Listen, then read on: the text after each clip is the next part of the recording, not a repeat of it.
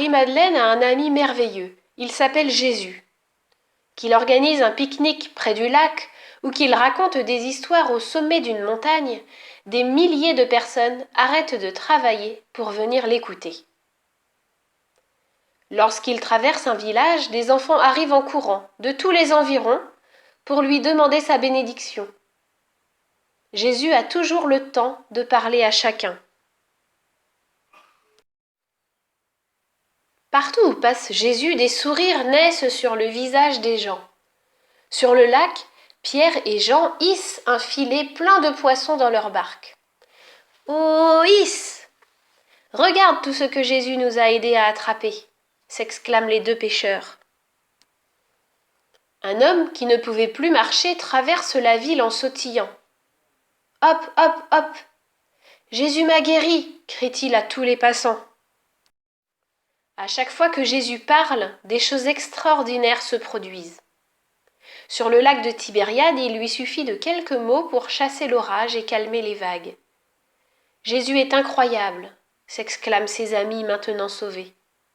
Même le vent et l'eau lui obéissent. Un homme, aveugle de naissance, jette son bol de mendiant et saute de joie. « Jésus m'a rendu la vue !» raconte-t-il à tous ceux qu'il croise. Rien d'étonnant à ce que Marie-Madeleine et ses amis aiment tant suivre Jésus. Mais un jour, deux hommes jaloux se mettent à comploter. Tout le monde aime Jésus. Ils sont de plus en plus nombreux à le suivre. Personne ne nous écoute plus. Il faut se débarrasser de lui. C'est ainsi qu'une nuit, alors que Jésus est en train de prier parmi les oliviers, des soldats viennent l'arrêter. Une, deux, ils l'emmènent avec eux à travers les rues de Jérusalem. Le vendredi matin, une foule en colère crie devant la prison de Jésus « Tuez-le! Tuez-le » Alors Jésus est conduit au sommet d'une colline, hors de la ville, pour être mis à mort sur une croix. Pauvre Marie-Madeleine, avec ses amis, elle pleure à chaudes larmes. Jésus est tellement merveilleux, ce n'est pas possible. Soudain, le soleil se cache et la terre se met à trembler. Les rochers se fendent en deux avec un grand crac. Jésus vient de mourir. Terrifié, un soldat lève les yeux et secoue la tête. Cet homme était vraiment différent. Non loin, Marie-Madeleine et ses amis continuent de pleurer, serrés les uns contre les autres. Le soir même, un homme bon propose de détacher Jésus de la croix et de le placer dans un tombeau appartenant à sa famille. Le visage triste, Marie-Madeleine et ses amis le suivent dans un ravissant jardin. Tombant à genoux, Marie-Madeleine les regarde poser délicatement le corps de Jésus dans la grotte, puis rouler une grosse pierre devant l'ouverture. Enfin, le cœur lourd, tous rentrent chez eux.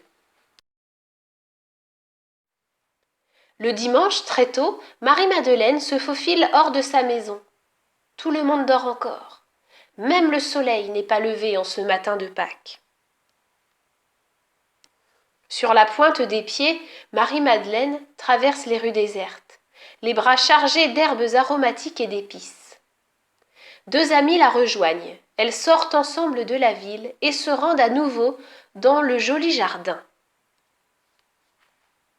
Alors que le ciel devient rose, les trois amies se hâtent vers le tombeau. Au loin, elles aperçoivent déjà la grosse pierre de la grotte. Surprise, elles s'arrêtent net. Quelqu'un a roulé la pierre. Quelqu'un est entré dans le tombeau. Quelqu'un a pris Jésus, s'écrie Marie-Madeleine avant de cacher son visage dans ses mains. Les trois femmes retournent à Jérusalem en courant. Là-bas, Marie-Madeleine prévient Pierre et Jean. « Venez vite !» dit-elle à ses amis. « Venez voir !» Pierre et Jean se précipitent dans le jardin. Ils découvrent le tombeau vide et les linges qui enveloppaient Jésus pliés avec soin. Il a vraiment disparu? Alors, les deux amis rentrent chez eux, avertir les autres. Marie-Madeleine retourne au jardin et pleure un long moment devant le tombeau vide, tandis que le soleil monte dans le ciel. Lorsqu'elle rouvre les yeux, elle est éblouie. Deux anges brillants aux vêtements blancs se tiennent devant elle. « Ne pleure plus !» lui disent-ils, un sourire mystérieux sur les lèvres. Quelqu'un se tient derrière Marie-Madeleine. « Pourquoi pleures-tu » demande une voix douce. Elle se retourne aussitôt. « Marie-Madeleine, dit Jésus, c'est moi. Va dire à mes amis que je suis vivant et qu'ils me verront bientôt. » Marie-Madeleine court aussi vite qu'elle le peut. Elle traverse les rues de Jérusalem. Boum boum, boum boum. Son cœur bondit de joie. « C'est une nouvelle incroyable, dit-elle à ses amis. Jésus est vivant. Il était mort, mais maintenant il vit. Nous le verrons bientôt. » Alors Marie-Madeleine et ses amis dansent de joie.